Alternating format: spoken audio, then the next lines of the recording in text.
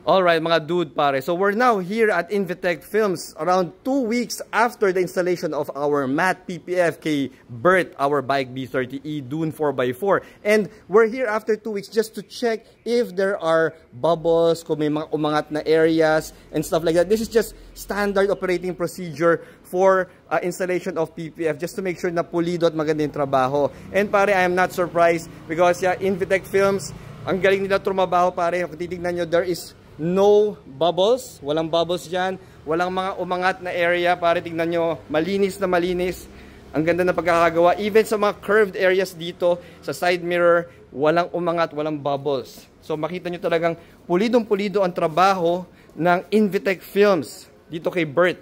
And even yung corners natin sa hood, maganda yung pagkakalapat, grabe, ang ganda talaga.